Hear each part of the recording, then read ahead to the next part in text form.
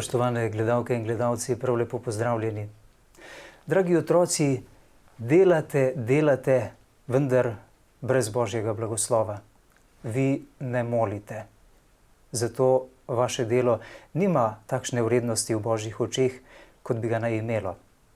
Nekako tako je kraljica miru že pred leti dejala v svojem sporočilu svetu iz Medžugorja.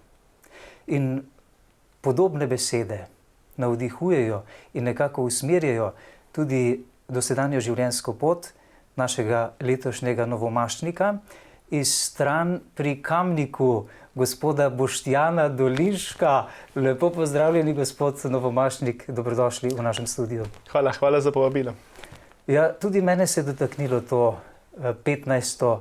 poglavje iz Evangelija svetega Janeza. Namreč, vi ste si izbrali tudi geslo nič brez njega. Ne? Tukaj nas Jezus opozarja na to, da pravzaprav ne moremo prinesti sadov, če delamo brez njega. Res je. V bistvu to 15. poglavje Janezovega evangelija se me govarja že približno 3-4 leta, tako malo bolj intenzivno. Namreč na enih duhovnih vajah sem se malo bolj poglobil pač v te vrstice. In od takrat naprej me to stalno mičkano žre in sprašuje vest in pravi, ali si res ti tisti, ki postavljaš Kristusa na prvo mesto, ali sebe hočeš mičkano promovirati in samega sebe naprej metati, če tako rečemo. In lik zaradi tega je bilo prav to tisto vodilo, ki sem si ga hotel tudi kot novomašnik izbrati, da bi me vedno znova spraševalo, ali je zdaj Kristus tisti, ki ga oznanjam, ali hočem samega sebe ljudem prinašati. Ker če bom prinašal samega sebe, potem bo ta študent kmalu usahnil, ker sam nimam neskončnega študenta, kot ga ima Bog. In se mi zdi, da je lih to tisto, torej zavedati se, da trta, mislim, da sadov ne moreš prinašati, če nisi ga trtja, če nimaš iz tega soka, kot ga ima trta. Kaj to konkretno pomeni v našem vsakdanjem življenju, iz trenutka v trenutek, iz ure v uro, vsak dan, da bi človek živel v tej Božji navzočnosti? Kako to deluje? Kako se tega naučiti? Najlažje se je običajno naučiti te Božje navzočnosti, ko je težko, ko so problemi in ko so težave. In takrat sam si dostakrat rečem, glej, saj Bog s tabo, kaj se bo šel premenjeval s tem. Če ti Bog zdaj dopustil, da si prišel v to situacijo, potem bo tudi dopustil in bo tudi uredil tako, da bo prav, da boš ven prišel iz tega in bo s tabo in ti bo dal moč in te bo podpiral. Ko je pa težko, ko je pa lahko, je počasih dosti lažje pozabiti tisto nič brez njega in bi hitro človek kar nekaj po svoje delal in tekel naprej. Ampak je prav, da se tudi takrat zavedam, da pravzaprav, če Božja milost, če Bog sam ne bi hotel, da sem prišel sem, da bi je dal te ljudi, da mi je poslal te prijatelje, te lepe trenutke, pa prav tako ne bi bilo nič. In se mi zdi res stalno imeti v zavesti to in če imaš enkrat to v zavesti, če imaš enkrat to v glavi, potem pravzaprav ti noben nič ne more, se imaš Boga, Tako da vi koga se boš bal. Vsako jutro, ko se prebudite, začnete dan v zavedanju Gospodove navzočnosti, skupaj z njim, vsa dela, ki vas čakajo tisti dan, ali kako? Ja, pravzaprav resno. Zdaj sploh kot duhovnik in kot diakon prej, se mi zdi, da je prav molitev breverja, s katero začenjam, ko čujem dan, torej hvalnice in bogoslužno branje in potem še večernice zvečer, je prav to tisto, kar na nek način darujem, molitev, v kateri darujem samega sebe in pravzaprav tudi celotno cerkev Bogu in ga prosim in se predajam tudi sam Bogu, da postavim neko orodje v njegovih rokah. Sicer je pa ena molitev, ki mi je izredno blizu, svetega Ignacija Lojolskega, tista poznana molitev, ki jo je on molil, torej sprejmi Gospod so mojo prostost, sprejmi moj spomin, moj razum, so mojo voljo, karkoli imam, vse ti dajem, ti mi pa daj svojo ljubezen. In to je molitev, ki si jo dostakrat, ko čez dan tudi ponovim, izrečem in poskušam res v to molitev vplesti tudi dejansko vse tiste misli, ki jih imam, trenutke, vse tisto, kar nosim in dajem to Gospodu. Ste morda spoznavali tudi v teh letih vašega šolanja, duhovniške formacije, pri vaših starejših kolegih, da je to ena velika past pravzaprav tudi v življenju duhovnika, ne? Da bi hotel sam delovati, sam nastopati, da se sliši njegov glas, da se vidi njegova glava, ne pa Kristusova, ne? Gotovo, duhovnik je tisti, ki je pravzaprav na župniji vedno tisti prepoznavni glas cerkve in tisti, ki nastopa, tisti, ki vodi. In je ena velika past v duhovništvu, da iz služenja, vodenja cerkve pravzaprav nastane res neko nastopaštvo, da ti nastopaš pred ljudmi. Priznam, da tudi zdaj v prvem tednu, torej mojega duhovništva kot novomašnika, sem se večkrat, ko sem pristopil k oltarju, dejansko mogel tako malo strezniti in reči, ok, to zdaj ni neko nastopanje, ampak dejansko zdaj tam stojim v vlogi Kristusa pred temi ljudmi. Izredno so mi govorili besede gospoda nadškofa pri posvečenju, ko je poudaril ravno to, da duhovnik, če ne bo v besede, posvetilne besede, to je moje telo, to je moje kri, dejansko dal tudi svojega darovanja, potem so te besede pač plehka in njega. Me to malo spremlja, res ravno to, torej moje osebno darovanje, ki ga moram nekako tudi za cerkev. Sedaj ste postali alter Kristus, drugi Kristus, postali ste pastir, ovac in ne vem, kaj vse ste pridobili z duhovniškim posvečenjem. Kako se počutite sedaj v tej vlogi duhovnika? Takoj potem, ko ste bili posvečeni, ste že sodarovali prvo sveto novo mašo skupaj s škofom, ne? Drugi dan pa že sami, ali kako? Res je. No, drugi dan sem šel, sem bil v Kopru in sem šel potem na Sveto Goro darovati svojo, v bistvu, prvo samostojno sveto mašo, če tako rečem, pri Mariji na Sveti Gori, ki mi je po svoje tudi izredno draga, ravno zato, ker sem svoja gimnazijska leta preživel v Vipavski dolini in Vipavska dolina je seveda povezana s Sveto Goro in Svetogorsko kraljico. In sem želel tudi Mariji pravzaprav izročiti to svojo duhovniško pot in vse, kar je pred mano, pod njen plašč, pod njeno varstvo.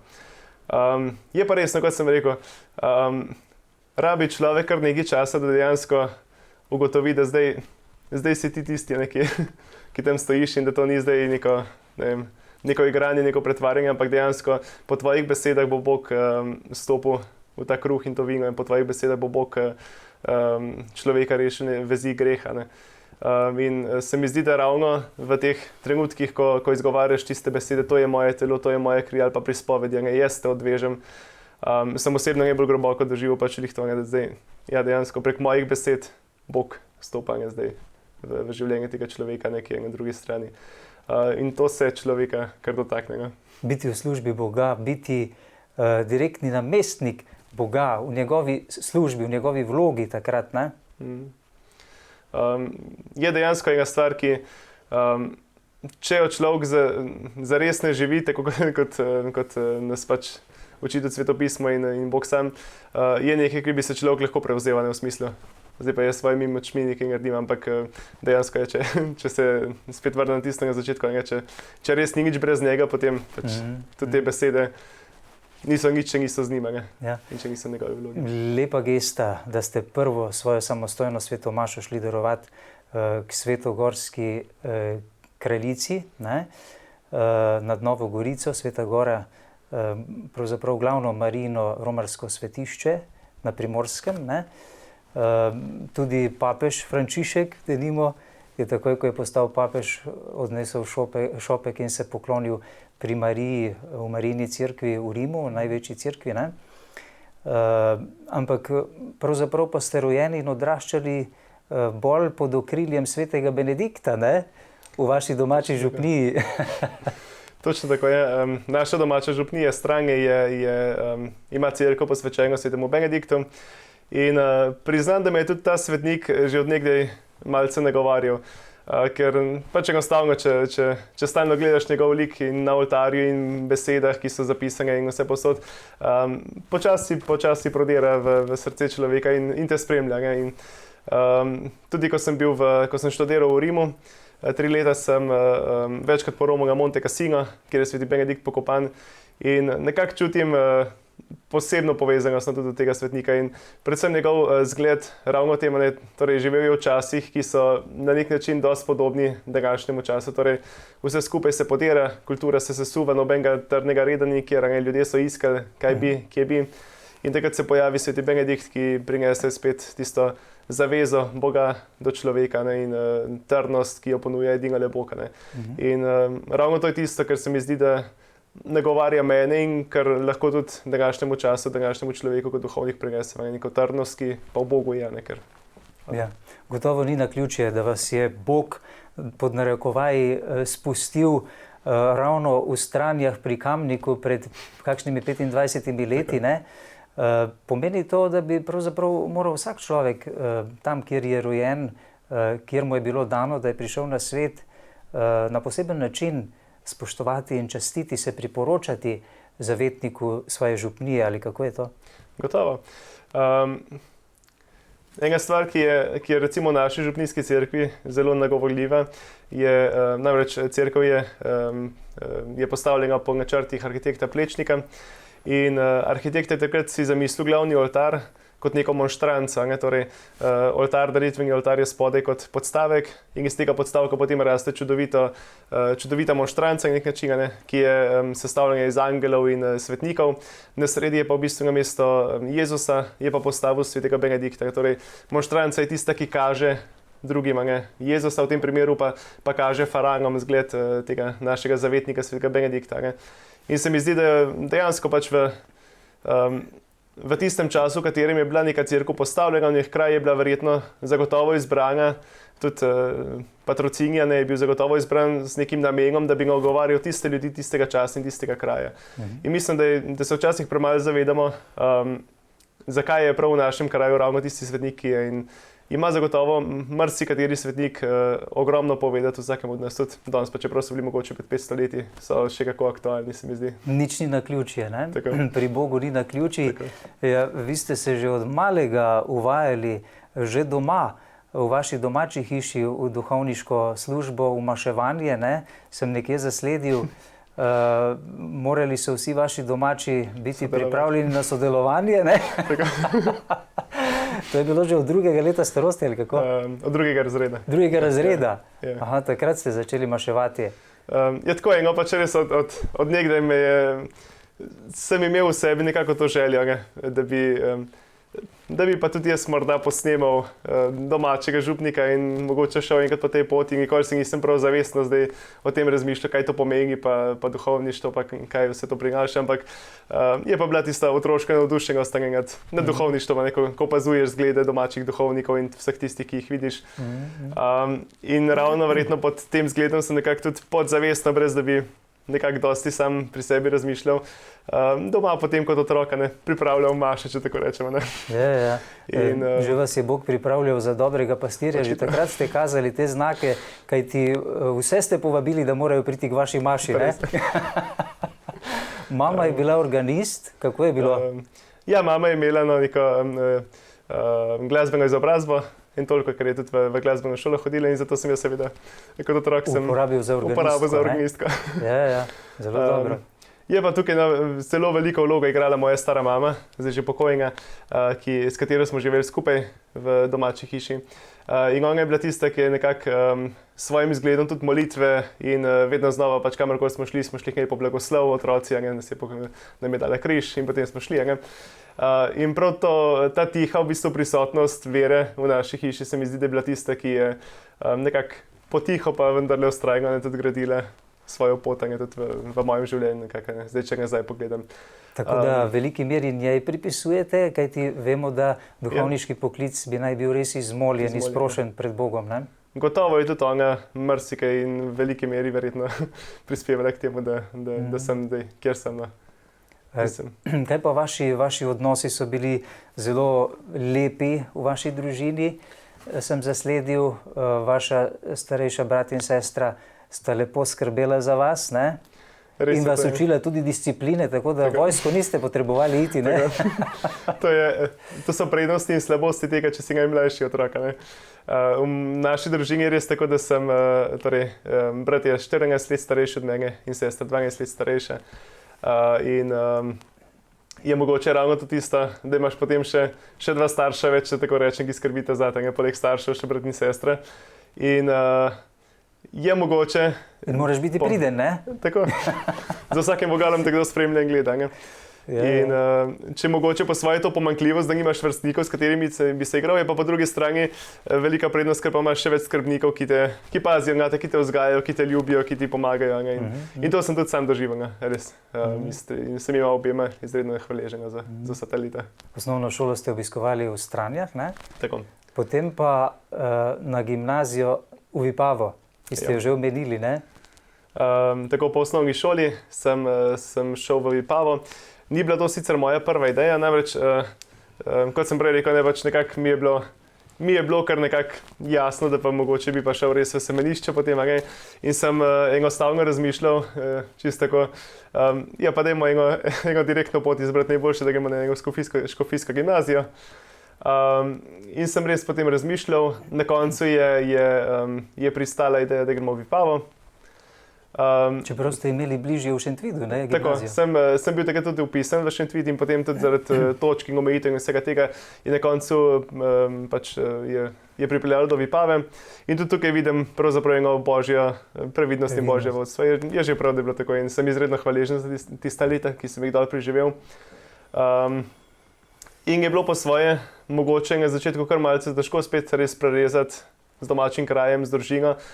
Po drugi strani pa je dosti potreben preskok, se mi zdi, ker slejko prej mora človek tudi dejansko postaviti se na svoje noge in tudi mogoče malo v tem zdomstvu, če tako rečem, videti, kaj je tisto, kar je mogoče skušnjava za njega in kaj je tisto, kjer so mogoče njegovi plusi in kje samega sebe dejansko vidiš, kako se lahko postaviš. In to v nekem novem okolju, kjer nimaš dejansko nobenega človeka več, ki te je prej spremljal, lahko narediš, ker vidiš potem res samega sebe, kje si ti in kaj so tiste tvoje, kje si dejansko ti kot človek. Da se začneš postavljati pravzaprav kot osebnost, ne? Tako. Na svoje noge. Vipavska dolina je prečudovita.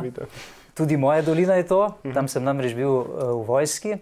Na začetku vsaj, če pomislim, da ste imeli tam izjemne profesorje, samo našega gosta pred časom, gospoda Ivana Albrehta, ki vas je poučeval menda kar 7 ali 8 različnih predmetov. Ne? Izjemna osebnost, svetniška duša. Vas je kdaj peljal tudi na domačijo? Kajti večkrat je peljal kakšno skupino svojih dijakov tudi tja, za nekaj dni celo menda. No, z gospodom Ivanom jaz osebno nisem, takrat on je bil že pred mojim časom. No. So pa imeli v mojem času še profesorja Zupeta. Mi smo bili namreč zadnja generacija maturantov, ki se skupaj z njim pripravljali na maturo. In so izjemni spomini tudi na njega, kako pač kljub vsej svoji razgledanosti in jezikom, ki jih je govoril in res neverjetnim intelektualnim nekim razponom, izjemno ponižena. In to je bilo tisto, kar enega z dijakem vedno nagovarja. Kako skromen in ponižen človek, pa krati veš, kaj vse skriva v svoji glavi, srcu in kako neverjetno širok je njegov um. Čudoviti zgledi so to. Potem, ko ste se vpisali v bogoslovje oziroma na teološko fakulteto, 2 leti ljubljanskega bogoslovja, potem pa naš Tamav je odšel v Rim, ne? So rekli doma. Tako. Ja, no, priznam, da to je pa bilo kar presenečenje tudi za me, ker se spomnim še v gimnaziji, se je včasih kdo malo pošalil, jaz se ti boš pa enkrat v Rimu pristal, pa sem si vedno rekel, bog ne da, to pa ne. Ker namreč imel sem malo težave s tujimi jeziki. Angleščina nikoli ni bila ravno moj velik priljubljen jezik. Prijatelj, če tako rečem. In sem zaradi tega potem tudi v nemščini se poskušal mečkano bolj v gimnaziji izkazati, da sem vendarle nekje pa mogoče pokazal, da pa nekaj zmorem, čeprav pri angleščini ne. In kaj pa italijanščina? Z italijanščino se pa nisem sploh srečeval do Rima, nikoli. In tudi sem si rekel, to je nekaj, s čemer ne bom imel nikoli opravka. Potem ste pa imeli vse v italijanščini. Potem pa vendarle, ja. In je bilo ravno to, ta škofov povabilo, če bi želel študirati v Rimu in potem moja dokaj hiter odgovor, da pa ja. Potem, ko sem nazaj razmišljal in reflektiral vse skupaj, tudi v tem vidim mogoče eno kar konkretno božje znamenje, da pa očitno res hoče, da mu služim in da sem duhovnik, ker vedno sem nekako z občudovanjem gledal tiste, ki so šli nekakšno izmenjavo, sem si rekel, dobri so, da grejo v tujino, to pa ne bi hotel, pa ne bi želel. In še zdaj ne vem čisto točno, zakaj sem takrat uspel tako na hitro reči, ja, bom pa šel, ne. Pa gremo naprej, pa dajmo. Bi lahko rekli, da je to prednost, da ste študirali v Rimu, vendarle ste morda še bolj začutili to vesoljnost rimsko-katoliške cerkve, ne? Kajti gotovo ste bili velikokrat pri maši svetega očeta, na grobu svetega Petra in drugih svetnikov, ne? V Rimu. Srečevali ste se z ljudmi iz vsega sveta, ne? Je drugače? Se mi zdi, da sta predvsem dve veliki prednosti. Eno je to, da kot ste omenili, da res vidiš, da je cerkev vesoljna in da ne glede na to, kakšen si, od kje prihajaš, kaj govoriš, je Bog tisti, je vera tista, ki nas res povezuje in smo brati in sestre, kamorkoli gledaš in kjerkoli si. To je eno, drugo pa, kar dejansko vidiš potem, ko stopiš ven iz domače dežele, da pa mogoče tudi določeni problemi, določene težave, ki jih tukaj zdaj postavljamo na ne vem kako visoko mesto, pravzaprav niso niti tako pomembne, ko potem pogledaš z zornega kota celotne cerkve in celotnega sveta. In se mi zdi kar fino, da človek včasih tudi z te perspektive malo pogleda na domačo cerkev in jo vzljubi še bolj, kot takrat, ko je v njej. Ker ti po svoje ti manjka in pogrešaš tisto domače občestvo in ko se vrneš, je res neko veselje v srcu, da si pa spet doma med svojimi in v domači cerkvi. Ste imeli domotožje? Za tisto pravo domotožje pravzaprav ni bilo časa, če tako rečem. Ste imeli preveč zaseden program, ne? Stalno nekaj in prijatelji potem novi, ki jih dosti poznaš in sam Rim, ki se ponuja z vsemi temi ne vem, zgodovinskimi in vsemi drugimi bogatstvi, ki ga ponuja. In bi bilo škoda, če bi človek zapravil tisti čas, ki ga ima na voljo, da se ne bi vsega tega ogledal in vsega tega občutil in doživel. Tako da tistega pravega domotožja ni bilo, je bilo pa res veselje vedno znova, ker sem se lahko vrnil domov. To pa gotovo. Tako da ste tisti prosti čas verjetno izkoristili večinoma prav za ogled teh in obiske znamenitosti zgodovinskih in tako, ne? Tako, še bolj kot neko turistično ogledovanje je bilo meni osebno res pri srcu to, da pravzaprav katerikoli dan v kalendarju si obrnil in si zagledal tega svetnika, ali si lahko šel po poti, po kateri je on hodil, ali si šel v hišo, v kateri se je on rodil oziroma umrl, ali v cerkvi, v kateri je pokopan. In me je res izredno nagovarjala prav ta bližina nekega življenja, ki je pred leti in pravzaprav še vedno živi v naši cerkvi in v samem Rimu. In pravzaprav kamorkoli si šel, si hodil po poteh prednikov v veri. In to je ena globoka duhovno bogatstvo, ki ga tudi večno mesto ponuja. Bolj ti pomaga v tem občutku neke realnosti, ne? Teh ljudi in njihovih življenj. Ne? Zanimivo, kaj pa študij teologije, je kaj drugačen od tega, ki ga imamo v Ljubljani? Tako je, gotovo se... To je Gregorijana, ne? To je Gregorijana, tako. Prva razlika je zagotovo že v tem, da so profesori iz vse povsod. In to seboj prinese ravno to spremembo, da tudi sam študij vezan zdaj na neko določeno krajevno cerkev. In se pravzaprav pogovarjamo res o tistih rečeh in o tistih resničnostih, ki so skupne vsem kristjanom. In se mi zdi, da prav prek študija lahko človek še ukrepi to svojo pripadnost katoliški cerkvi, torej vesoljni cerkvi, ker vidiš, da pa imamo neke stvari, ki vse posod držijo in ki nas povezujejo pravzaprav. In se dela res na tem, da poudarijo prav to enotnost, torej cerkve iz vse posod. Stanovali ste v zavodu Germanik, nemškem zavodu. Kaj pa tam vzgoja, poleg študija seveda? Vemo, da tukaj v ljubljanskem bogoslovju so v zadnjih letih načrtno uvedli neke novosti tudi v vzgojo bogoslovcev za duhovniški poklic. Kaj pa pri vas? Torej, kolegi Germanik je pravzaprav eden od prvih semenišč, po vzoru katerih so potem gradili tudi in sestavljali semenišča po svetu, po Evropi. Nastal je v času protireformacije, pravzaprav kot odgovor na vse tiste težave in probleme, ki so takrat nastajali. In je bila v bistvu osebna želja samega svetega Ignacija Lojolskega. In Tudi danes se vidi v Germaniku, da je pravzaprav sama vzgoja res prežeta s tem jezuitskim duhom in vsem tem, kar je pravzaprav že sam Ignacij na začetku želel. In tukaj vidim tudi eno veliko bogatstvo, ki sem ga sam prejel in pri duhovni rasti in pri vsesplošnem odraščanju in vzgoji. Prav ta duhovnost, ki jo jezuitski red in vsa ta zgodovina jezuitov prinaša. Najprej je to seveda pravzaprav to, da se postaviš na svoje noge, ne, ker se res poudarja pač to individualnost. Torej ti sam moraš nekako začeti svoje duhovno življenje. Nisi več del neke formacije, da bomo zdaj, ne vem, vsak dan skupaj vse molili, vse skupaj se srečevali, skupaj prihajali k maši, ampak dejansko si ti tisti, ki moraš sam začutiti to željo, to potrebo po duhovnosti. In je mogoče na začetku res nek šok, ko si vržen iz te ljubljanske urejenosti, torej zjutraj skupaj pridemo k molitvi, zvečer skupaj zaključimo, zdaj pa kar naenkrat nič. In potem prvem šoku, ki ga doživiš, se hitro začneš pobirati in dejansko začutiš to željo potem, da osebno stopiš v korak z Gospodom in osebno začneš res tudi molitev doživljati na drug način. No, kaj je tu najbolj bistveno, da se človek kot bodoči duhovnik lahko postavi na svoje noge? Kaj je najbolj bistveno, da bo ostal na tej poti trden, vztrajen? Jaz mislim predvsem to, da res začutiš molitev kot pogovor z Bogom. Da ni to zdaj res, kot včasih mogoče doživimo sami, neka formalnost, ki jo opravljaš, ki si jo mogoče obljubil, ki jo da moliš zato, ker si nekomu rekel, da bo znam molil, ampak dejansko, da se zavedaš, da je Bog blizu, da te posluša in da dejansko noben glas, ki ga ti spustiš iz svojega srca, ne pride v prazno pri Bogu.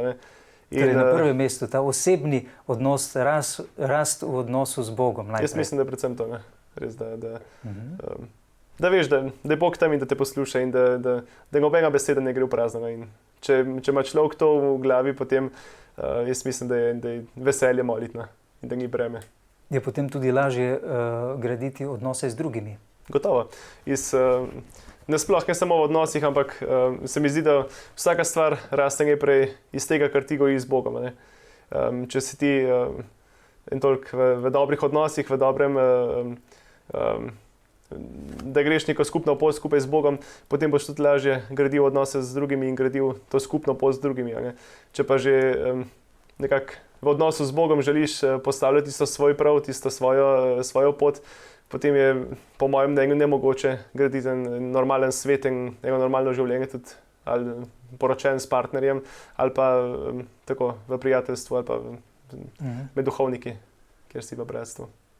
Ste kdaj v teh letih študija pomislili tudi to, da ste se morda napačno odločili, da bi si našli kakšno dobro, lepo dekle in se poročili, si ustvarili družino, skrbeli za otroke in da bi morda kdo od vaših otrok potem odšel v duhovni poklic? Ste kdaj imeli takšno misel ali je duhovniški kandidat vedno v teh mislih, ga nekako Sveti Duh usmerja po tej poti, da ne bo skrenil z te poti? No, jaz mislim, da je zdravo in da je prav, da človek vse te misli enkrat pretehta v življenju. Ker bi bilo, po mojem mnenju, nezrelo, da se vržeš v neko stvar in da ti to pelješ naprej, brez da bi pogledal na levo in na desno. Kot fijaker. Slej ko prej bi verjetno prišle težave. Zdaj osebno v času semenišča z vsem tem nisem imel takšnih težav. Sem v času gimnazije in še prej zagotovo človek razmišljal, se mogoče nekaj bi lahko in kaj ne. Priznam pa, da tisto, kar me je pa vedno znova zamerilo tudi v času semenišča, je pa ravno to, da se zavedaš, da boš kot duhovnik verjetno sam z Bogom. In po eni strani je bilo to eno veliko povabilo, da zdaj, če bom pa sam z Bogom, pa dejansko res z Bogom en dober odnos in zaupen odnos gradim. Potem si samomočnim, ne? Tako. Po drugi strani je pa to mogoče res tudi tega bojazen, ki se v srcu pojavlja, da pa dejansko kot duhovnika ne boš imel nekoga, ki mu boš človeško gledano lahko popolnoma zaupal, ne boš imel nekoga, ki bo človeško gledano popolnoma tvoj. In sta te dve stvari mogoče tisto, kar me spremlja po svoje in kar mi daje misliti. No? Ampak kot pravim, po drugi strani pa to je ena velika motivacija, da pa ne pozabim na zaupanje, da nas nima.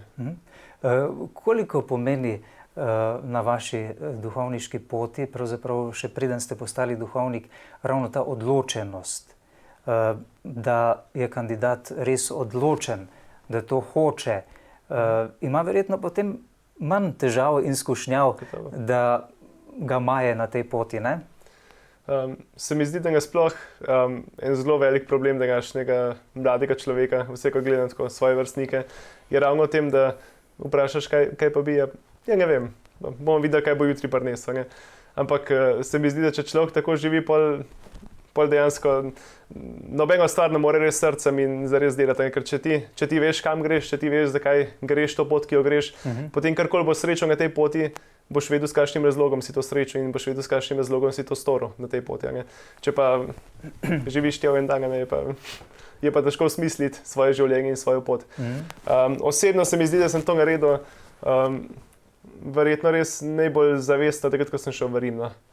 Ker takrat sem res spet dokončno nekako zamenjal okolje, v katerega sem šel in se mi zdi, da mi je to koristilo tudi v tem smislu, da sem dejansko postavil na noge tudi svoj duhovni poklic, da sem se res dokončno odločil, glede, zdaj si tukaj.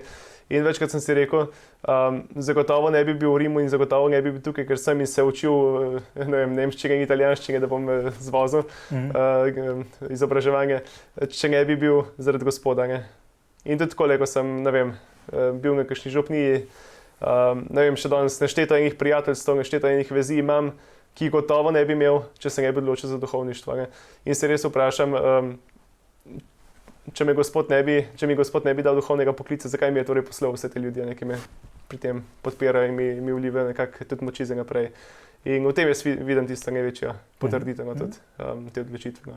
Kako se je začela pri vas ta poklicanost? To je zanimivo izvedeti, ne? Ali to pride naenkrat, ali je to z vami rasla ta misel, ali kje so prihajale spodbude morda tudi za to, da ste se odločili za takšno pot? Jaz mislim, da v mojem konkretnem primeru je res družinsko življenje tisto prvo, kar je močno vplivalo tudi na mojo odločitev. To je bil temelj. Se mi zdi, da bi rekel, da je bilo to. Ravno zato, ker smo kot družina pač nekako lepo živeli krščanstvo.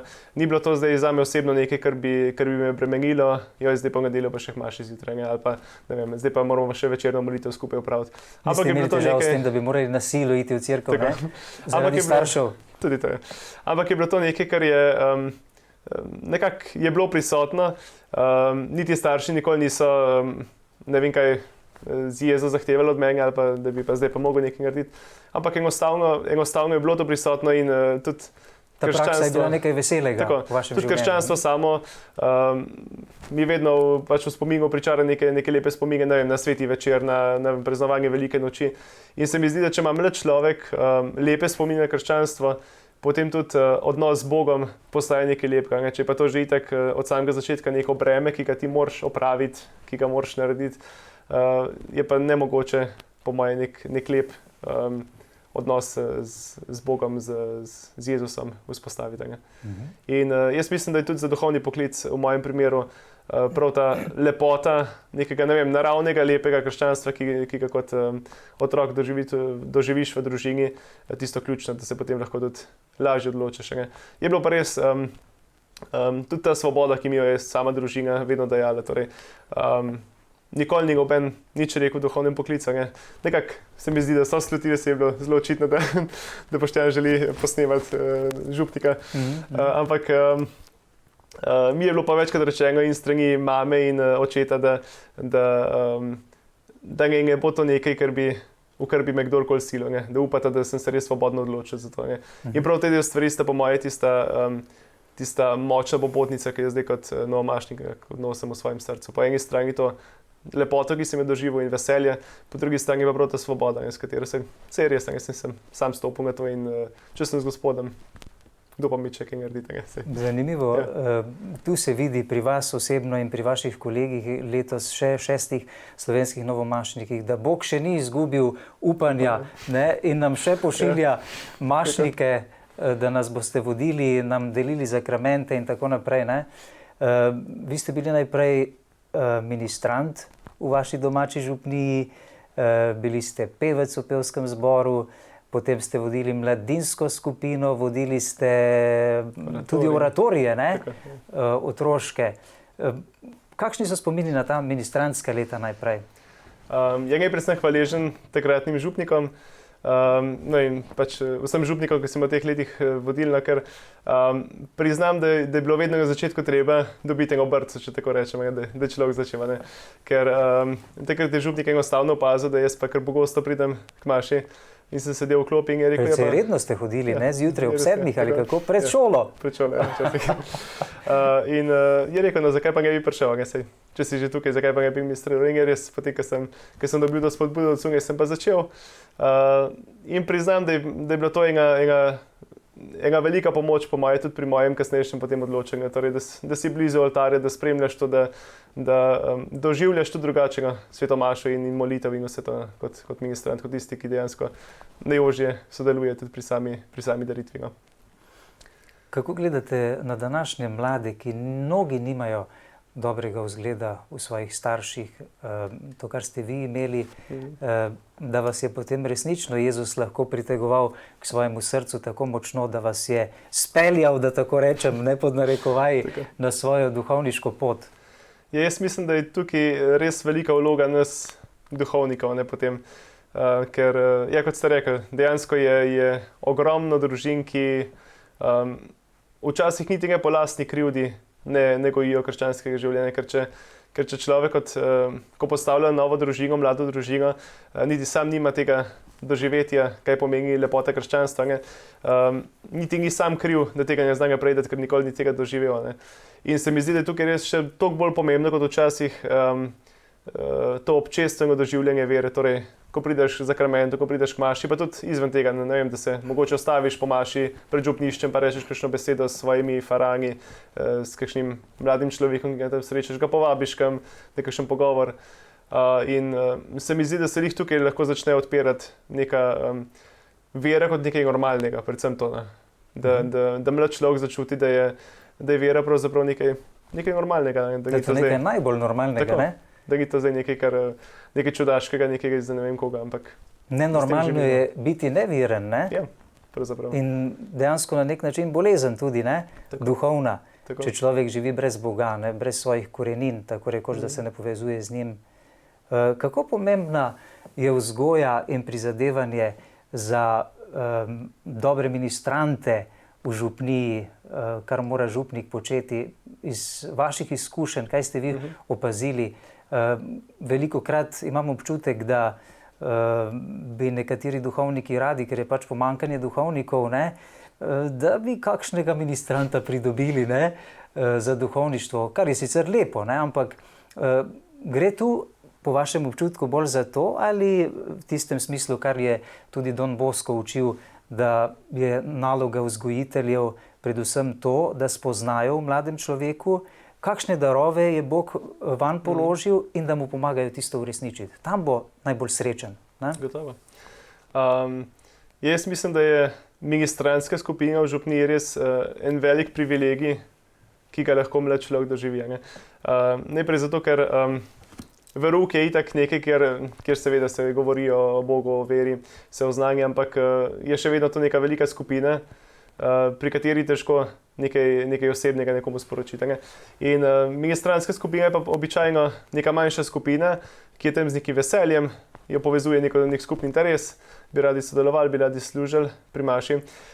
In se mi zdi, da ravno v teh trenutkih priprave, srečevanj, lahko duhovnik ogromno naredi nekaj s svojim zgledom, svojim veseljem, pa tudi z besedo. Pač tako, vse ne, da bo zdaj ne vem, sistematično tam neke kateheze pripravljati, ker to zna biti potem hitro dolgočasno za te mlade ministrante, ampak da tako, spotoma, pa poveš še to, pa ono, pa v cerkvi, kjer razložiš, pa predvsem pa, kot sem rekel, da je človek z veseljem tam, kjer je, da vesel duhovnik. Yeah. Jaz mislim, da je predvsem to tisto, kar ti lahko največ prispevaš, da ti mladi, ki na tak način sodelujejo v župniji, tudi sami dobijo neko veselje do vere, do Boga, do odnosa z njim. Potem sva rekla, da ste bili pevec, član otroškega zbora.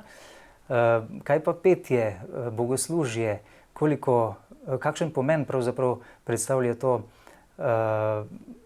na vaši poti duhovniški, oziroma to, kar ste vi sami videli v domači župniji?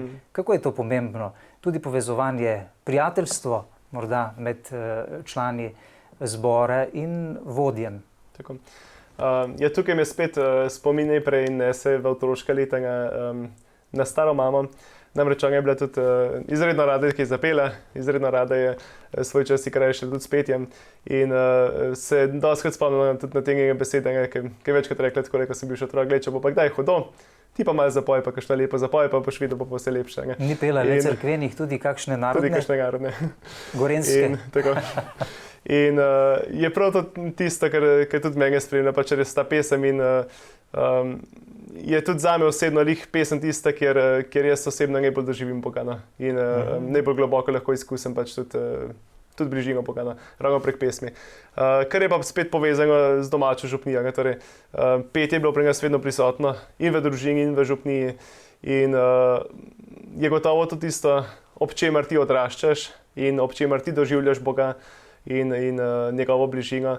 In jaz si ga predstavljam krščanstvo brez petja. Pač to je za moje pojme največje bogastvo, ki ga mi imamo in ki ga moramo hraniti naprej in podarjati naprej. In petje je res tisto, ki človeka odpira na nek drugačen način. Duha tudi, ne? Na nek drugačen način kot besede. Besede se končajo slej ko prej. Petje pa je pa zmeraj neka nova razsežnost in vsakega človeka na svoj način ne govori. In jaz mislim, da če enkrat izgubimo petje, potem smo izgubili zelo, zelo veliko pomagalo pri oznanjevanju. Glede na število vernikov v vaši domači župniji svetega Benedikta v Stranjah pod Kamniškimi planinami, ste imeli veliko mladine pri mladinskem verouku? Tako mladinski verouk vse v mojih časih, ko sem bil še sam otrok, ni bil tako živ. In sem v bistvu potem na povabilu župnika, ko sem bil enkrat že v škofijski gimnaziji, pravzaprav na novo začenjal zaganjati ta verouk na mladinska srečanja. Tako da je v bistvu skupaj z mano to raslo in smo pravzaprav ta skupina, ki je takrat začela, še vedno smo izredno povezani med seboj. Ne gre zdaj to za neke velike skupine, velike množice mladih, ampak gre zdaj eno manjšo skupino, ki pa dejansko z veseljem, ne samo, da bi se zdaj srečevali zaradi mladinskega verouka, ampak res neko pristno prijateljstvo, lahko rečemo. In je mogoče tudi to tisti plus, ki ga prijateljstvo ponuja, da potem lažje spregovoriš, mogoče pa tudi to veri, pa povabiš, pa gremo k maši, ali pa bomo pa skupaj zapeli pri maši, ali pa na kakšen tak način človeka pripelje tudi do Boga in do tega izkustva, kot sem že prej poudaril, lepote tega naravnega doživetja vere in srečanja z Bogom. Kaj je za vas pravzaprav najbolj pomembno, kar bi radi povedali ljudem, posredovali ljudem? Kaj današnji človek pravzaprav najbolj potrebuje? Ena stvar je tisto, ki sem jo na začetku omenil, ko sem govoril o tujini, ta trdnost, ki jo današnji svet, današnji človek mogoče res najbolj pogreša in tega niti sam ne prizna. Ne priznamo si, da smo pač nestabilni, da nimamo ene točke, na katero bi se res lahko oprli. Ker to vidim tudi sam pri sebi, čeprav mi je jasno in imamo zavesti Boga in vse, ampak še vedno moram priznati, da včasih pa vidim, da je pa ta zavest, da je pa to zaupanje prešibko. Da kar pozabimo, da pa sej je Bog, sej je vse v redu. In se človek spet začne loviti, ne? Sej ne rabiš skrbeti za nič, če zaupaš v Boga, si svoje dosegel, več kot to ne rabiš. In se mi zdi, da če to enkrat uspeš podati drugim ljudem, ki jih srečuješ, predvsem spet z gledom in s tem, kako ti sam trdno živiš, potem sem naredil nekaj več, kar sem lahko kot duhovnik. Res neko zaupanje, predvsem to, v vsaki, in v veselju, in v žalosti, in v trpljenju. Da veš, da pa je Bog, da je tam, da je zate in da nikoli ne bo nehal biti zate in da se nimaš nad čem obremenjevati. Enostavno lepo živiš svoje življenje. Pa čeprav je včasih težko in pride težave, ampak če je Bog že veš, zakaj jih je poslal. Brez Boga ni miru, ne resnične radosti v življenju in zadovoljstva. Ne? Ja. Se veselite dela z otroki, vodili ste te oratorije ne? V vaši domači župniji.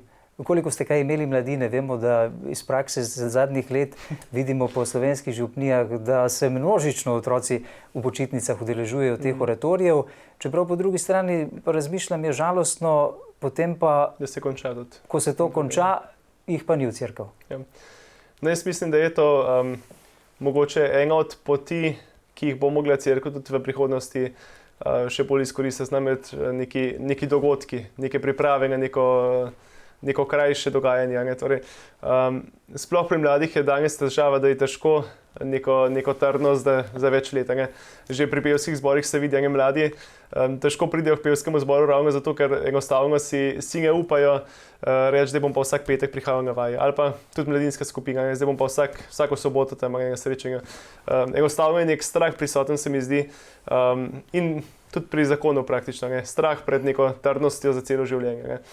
In ravno tako je pač tudi pri srečevanjih z otroki in z mladino, je dosti več truda, po mojem mnenju, treba vlagati v neke enkratne dogodke ali pa srečanja ali pa ne vem, kakšne projekte, kot pa v tisto daljnoročno, kjer boš pa težko človeka stalno držal v nekem pogonu in v nekem zavzetem poslušanju in sodelovanju. Pri nekem enotedenskem dogajanju se mi pa zdi pa ravno to prednost. Zdaj so otroci tam, za en teden vejo, drug teden boš nekaj drugega in dejansko z veseljem in navdušenjem poslušajo. In če v to dogajanje vključimo še pesem, igro in neko celostno doživljanje, se mi zdi, da otrok res lahko ogromno odnese od tega in bo ostalo v njegovem spominu, v njegovem srcu. In zame osebno je to tudi vedno en izziv, pač, ker delati z otroki, pač, to je po mojem mnenju tisto, kar človeka ohranja živega in mladostnega. Ne? Ker tam je enostavno ne moreš uporabljati nekih fint, ki bi jih lahko prijel odraslim človekom. Ti bo direktno povedal, kako in kaj je. In prav zato je otrok in delo z otroki tisto, za kar bi se mogel po mojem mnenju truditi vsak duhovnik. Da nikoli ne opusti tega, ker ga to ohranja pri neki vitalnosti. Vsej zase ga upam, da bo to držalo. Kaj pa pri delu z mladimi? Dejstvo je, da danes številni duhovniki nimajo mladinskih skupin. Verjetno tudi zato, ker se jim delo z mladimi zdi prezahtevno. Kaj ste vi spoznali? Katere metode bodo učinkovite pri delu z mladimi, da bi jih vodili na tej poti k Kristusu kot duhovnik? Jaz zdaj tako eno... Najprej pritegnili, seveda. Ja. Osebno bi zdaj predvsem govoril, kako je delati z vrstniki, ker so mladi zaenkrat še moji vrstniki.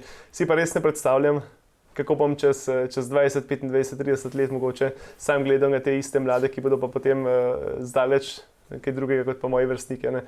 In po svoje razumem stisko duhovnikov, starejših duhovnikov ali pa duhovnikov srednjih let, ker enostavno niso sami v tej družbi in težko razumejo, kaj mladi takrat potrebujejo. In se mi zdi smiselno, da njihovi vrstniki, ki so morda sami en toliko bolj stabilni v veri in sami mogoče bolj osebno doživljajo vero, da so oni tisti, ki morda malce usmerjajo to mladinsko skupino in je duhovnik tisti, ki pravzaprav prihaja samo zraven in je tam svojo prisotnostjo. Se mi pa zdi, da zdaj osebno, kot sem rekel, kot vrstnik, gledam svoje mlade, s katerimi se srečujem, je pa predvsem sporočilo te normalnosti, v kateri sem pregovoril, tisto, kar želim, da pokažem, da je vera nekaj normalnega. Torej, jaz samega sebe nimam za čudnega človeka, ker sem se odločil za duhovništvo, čeprav v očeh sveta verjetno sem. In se nimam za čudnega človeka, ker pač si zjutraj in zvečer vzamem čas za molitev, ker grem k maši. Ampak ravno to normalnost prineš človeku današnjega časa, mlademu današnjega časa. Torej, ne bo čudno, če boš molil, ne bo čudno, če boš veroval, da Bog pa obstaja in ti pomaga. Je pa seveda težko v vsej tej konkurenci, če tako rečem, ki pravzaprav ni konkurenca, ampak vpliva na mlade, ne? Tako, ki jo današnji svet ponuja. In problem je predvsem v tem, ker vera, kot vemo, postaja vedno bolj zanimiva, vedno bolj dejansko veselja, še takrat, ko ti že osebno srečaš Gospoda. Ne. Da pa pride do tega osebnega stika, je pa treba kar nekaj hoje. Ne. In pri vseh drugih konkurencah, ki jih svet ponuja, je pravno obratno. Ne. Ti dobiš neko navdušenje, dobiš neko fascinantno prvo doživetje, potem pa vse skupaj pade v vodo. Ne. Pri veri je pa obraten mehanizem. In se mi zdi, da je izredno pomembno, da zdaj kot mlad duhovnik spremljam te mlade, da pridejo do tega doživetja Boga, ne? Da začutijo to veselje, ki ga Bog daje in ki verjamem, da ga Bog daje, čeprav vsakemu drugače. In večkrat se sprašujem, recimo, ko je kakšna adoracija z mladimi, kaj moram zdaj jaz mladim dati, da jim ne bo dolgčas. In to je, pričakujejo, ne? Ja, to je ta večni problem, tudi, s katerimi se mogoče duhovniki ukvarjamo. Kaj dati ljudem pri maši in pri adoraciji in pri molitvi, da jim ne bo dolgčas. Ampak potem se vprašajo, pa sej Bog tam, se bo menda nekaj naredil. In sem že večkrat, tako je, ko je bila kakšna molitev, sem najprej sam šel v molitev z Gospodom in sem rekel, Jezus, zdaj pa poskrbi, da bo nekaj od vsega tega. Sej jaz lahko zdaj ne vem, kaj delam in čaram in kažem in govorim, ampak na koncu, če ti ga bo zdaj kakšna iskristo zagnetel v njihovem srcu, pa bo težko kaj nastane z tega. Ne? Sem vesel, da ste nam tako lepo pojasnili sedaj te stvari v odnosu do teh različnih skupin na poti dušnega pastirstva. Duhovniki pravzaprav ste specialisti na svojem področju, duhovnem področju, ampak vi bi radi postali še večji specialist. Vem, da želite sedaj po posvečenju nadaljevati s študijem in sicer pastoralne teologije, torej dušnega pastirstva. Ja, pravzaprav. Kaj to pomeni zdaj?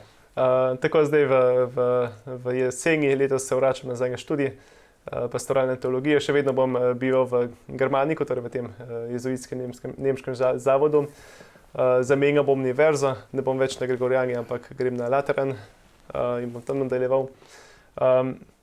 Gre pa se mi zdi, da res za nek študij, ki ga danes tudi cerkev in škofija izjemno potrebuje.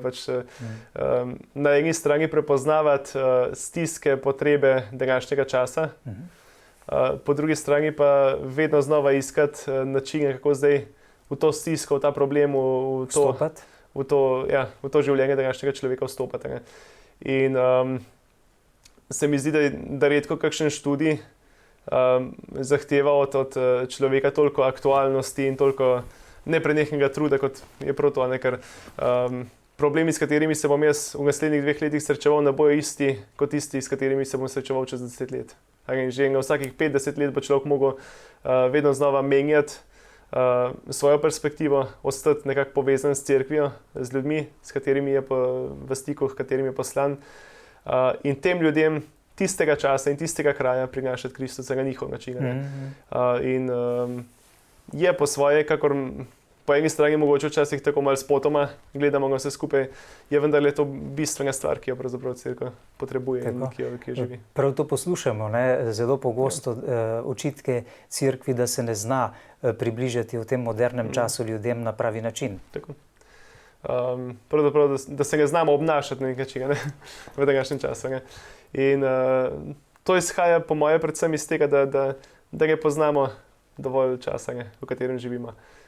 Se trudimo, ampak se že pri sebi vidim, no, včasih res pride do neke ne ravno naveličenosti, ampak enostavno neinteresa, da bi sploh prisluhnil človeku, ki prihaja naproti. In jaz mislim, če pa imaš in toliko odprte oči in odprta ušesa, da poslušaš in da vidiš, potem te pa mora enostavno to nagovoriti. Če si dejansko se odločil, da boš posvetil svoje življenje služenju drugim, bi bilo že nekaj narobe, že s tabo osebno, če ne bi zdaj prisluhnil drugim in problemom drugih in težavah.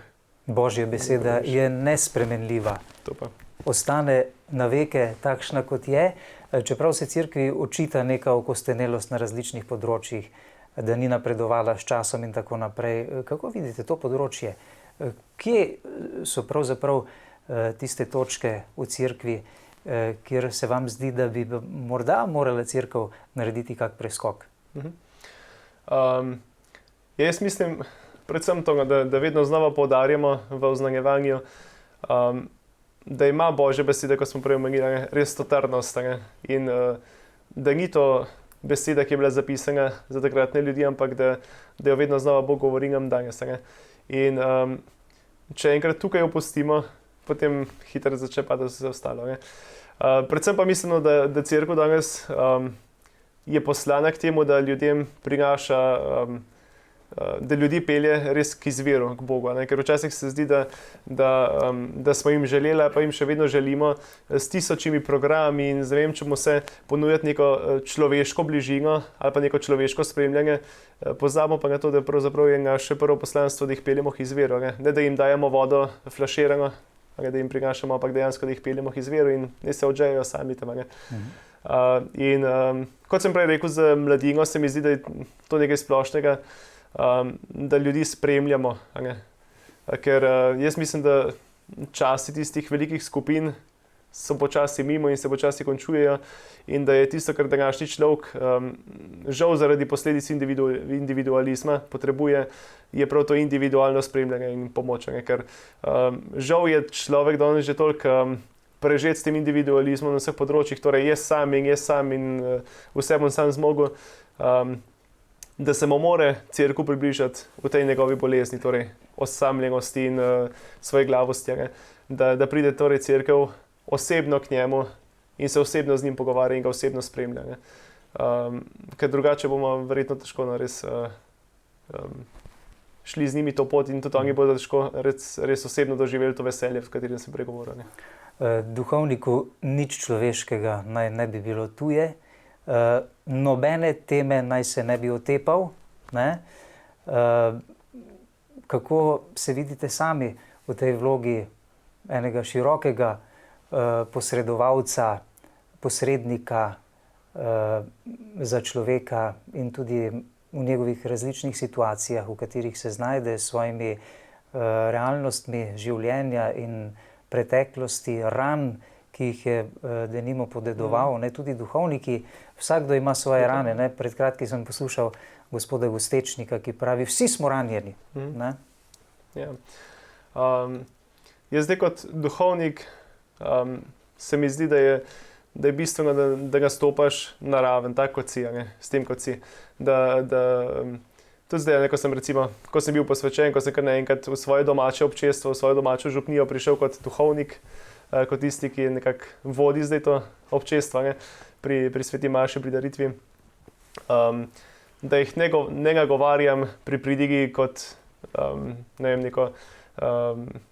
da ne posredujem neke resnice, ki je ločena od mene, ki je pač takšna, kot je, in jim dam ta paket te resnice, ampak enostavno, da jaz govorim o Bogu, da govorim o vseh teh razsežnostih človeškega življenja, predvsem prek svojega doživljanja. Kako jaz sam doživljam življenje v vsem tem, kar tudi ljudje pravzaprav v vsakdanjem življenju živijo in doživljajo. In tudi pri srečevanjih z vsemi temi težavami, ranami, vsem tem, kar človek prinaša pred Boga in pred mene kot človeka, se mi zdi, da največ lahko naredim ravno prek tega, da sem iskren in da jim ne ponujam neke visoke znanosti, ampak predvsem pač to, kar jaz sam doživljam in kar jaz sam vidim in kakor jaz sam gledam na to. Seveda, s pomočjo Božje besede in tega, kar cerkev uči, ne da bom zdaj nekaj svojega prodajal.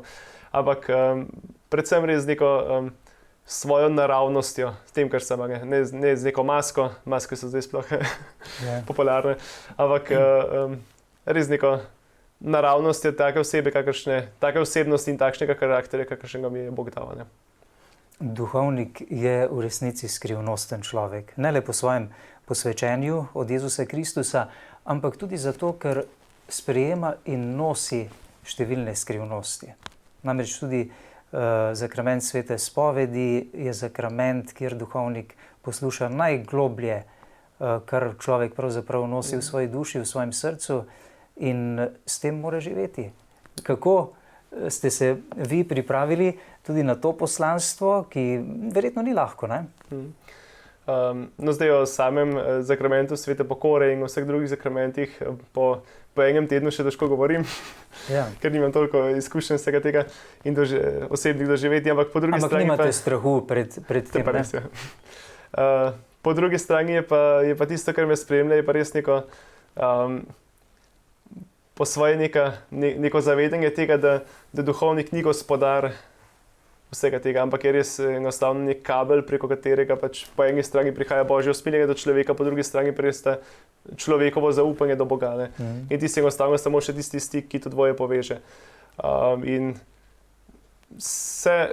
po svoje se bojim tega, no, in prosim Gospoda, da bi res mogel biti toliko ponižen in da bi se res zavedal, da nisem gospodar z tem človekom, ki je prišel, in da nisem jaz tisti, ki bom odvezil grehe, ampak da sem pravzaprav jaz tisti, ki je v vlogi Boga tam in bo v Božjem imenu to naredil, ne v mojem imenu.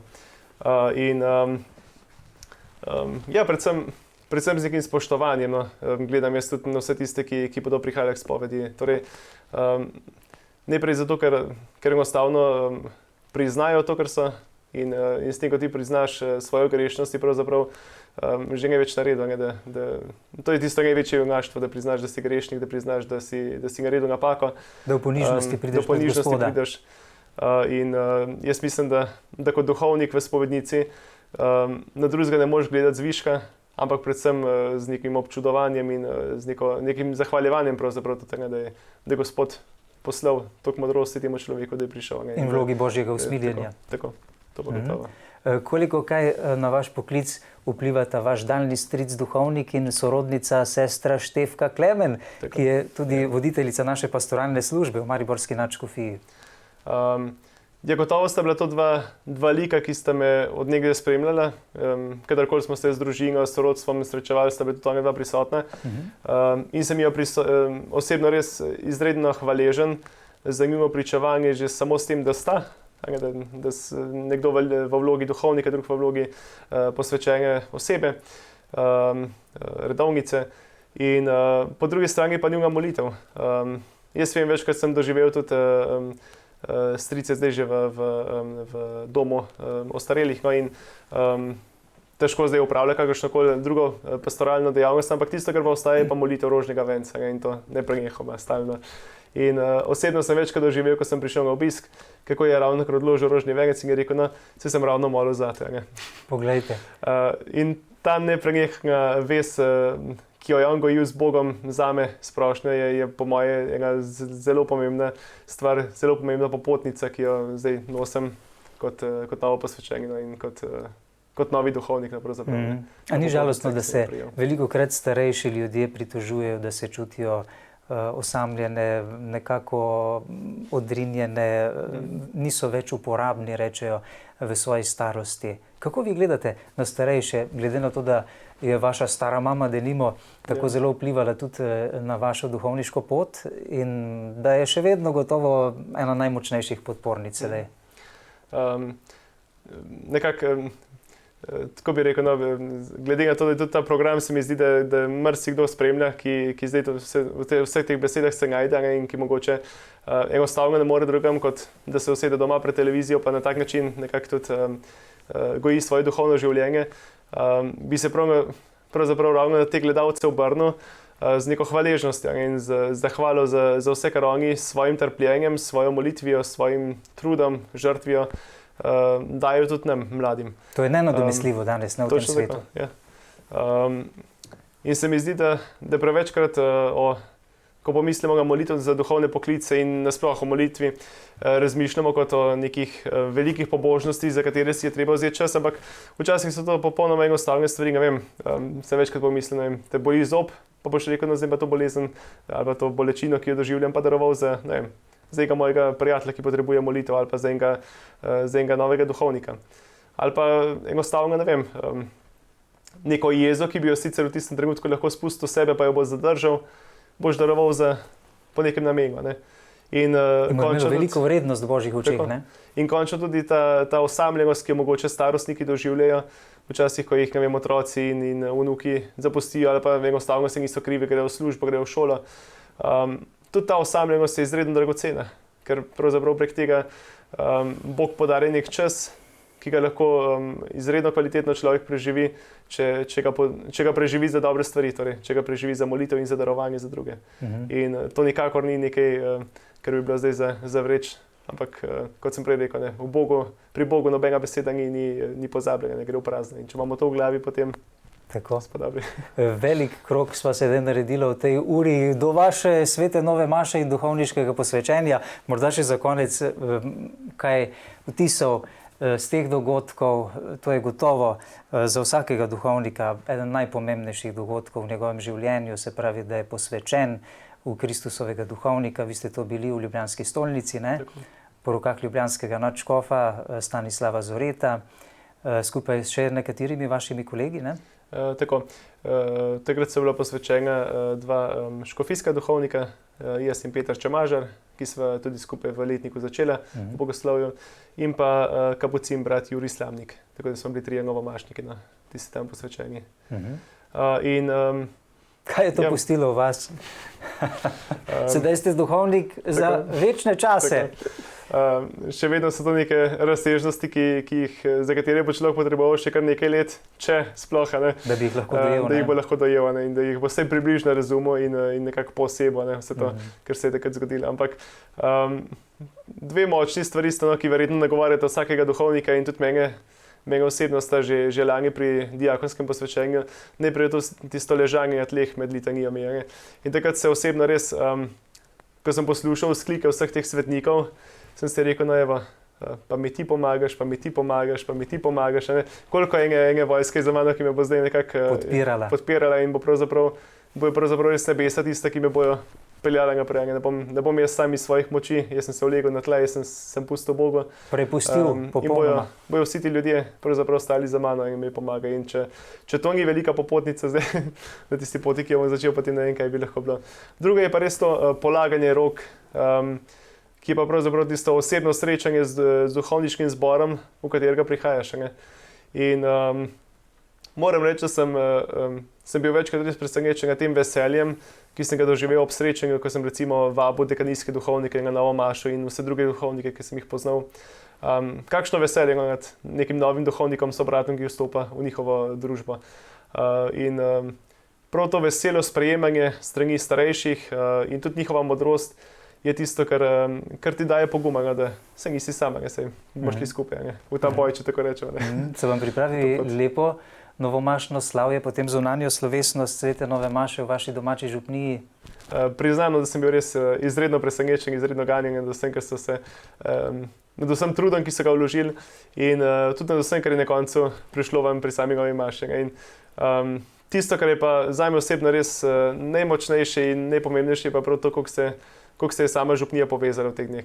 In jaz res molim in prosim Boga, da bi vsej košček te povezanosti ostal tudi še za naprej med njimi. In če bo to, potem bo že veliko. Imeli ste slovo od doma, najprej sprejemom v domači župniji, izjemno lep novomašni križ imate. Kdo vam je izdelal tako čudovito podobo?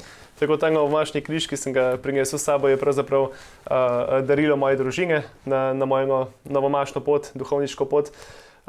Izdelal ga je mojster iz domače župnije, gospod Roman Kokole, ki izdeluje večkrat iz lesene izdelke. In za zgled je vzel križ, ki je na našem stranskem oltarju, pri oltarju svetega Martina, ki ima pravzaprav ravno tako v ozadju vinsko trto, ki se pne in ki nekako raste iz križa. In pravzaprav je ravno ta simbolika, torej, ki jo sem tudi v svojem novomašnem geslu, torej nič brez njega. Torej, če sadovine rastejo iz križa, ne rastejo iz Gospoda, potem enostavno ne bojo preživeli. Ne? In tukaj se res vidi na tem križu, kako bogato je ta trta obrodila, ampak je obrodila iz debla, na katerem visi pač zveličenje sveta, torej Jezus Kristus. In če Bog ne bi svojo krvjo, svojo smrt in vstajenjem po svetu tega križa, tega debla, potem tudi ta trta ne bi obrodila toliko kot je. Ne? Iz kakšnega lesa je? Ta križ je izdelan iz domačega lesa, hruške, ki je rasla na našem domačem vrtu. Iz vaše hruške? Tako da me bo, poleg vsega tega me bo spremljal tudi dom pravzaprav, kamorkoli bom nesel ta križ. In bom nekako, če drugače ne bom takrat, ko se bomo ta križ zazrl, pravzaprav vedno nosil v srcu tudi neko hvaležnost za vse tiste prednike, ki so na tej zemlji živeli, obdelovali in verjamem, da tudi izprosili ta duhovni poklic, ki ga zdaj živim. Jezus Kristus vas je na veke zaznamoval, po tej vaši zaznamovanosti si sedaj ob koncu tega pogovora želimo vašega novomašnega blagoslova za nas, za naše sodelavce, našo televizijo, kakor tudi za vse naše gledalke in gledalce širom Slovenije in tudi drugje, kjer sedaj spremljajo ta pogovor. Lepo prosim. Z veseljem. Tako. Gospod s vami. In s tvojim duhom. Molimo. O Bog, ki si z milostjo Svetega Duha, srcem svojih vernih vlil darove ljubezni, daj bratom in sestram, ki zanje prosim tvojega usmiljenja, dušno in telesno zdravje, da te bodo z vso močjo ljubili in to, kar je tebi všeč, z vso ljubeznijo vršili, po Kristusu našem Gospodu. Amen. Blagoslov vsemogočnega Boga, Očeta in Sina in Svetega Duha naj pride na vas in na vas vedno ostane. Amen. Najlepša hvala. Bilo bi v čast in res veselje, gospod Boštjan Dolinšek, letošnji novomašnik, da ste prišli k nam v Maribor. Hvala vam za bogastvo, ki ste ga delili med nas v tej urici. Želimo vam, da bi res srečno začeli nadaljevanje vaše študijske poti, torej pastoralne teologije v Rimu, in da bi se potem z veliko novih izkušenj in znanja vrnili v našo slovensko cerkev in tukaj prinesli tisto, kar cerkev res potrebuje, kot ste dejali v teh časih. Hvala vam in iskrene čestitke seveda ob koncu za vse uspehe, ki ste jih dosegli do danes na tej vaši poti. Tudi vam, dragi gledalke in gledalci, hvala za vašo pozornost. To je bila torej mlada, novomašna energija in navdušenje za Jezusa Kristusa, za Boga, od katere Bog daj, da bi se navzeli tudi mi starejši verniki kaj. Hvala za pozornost.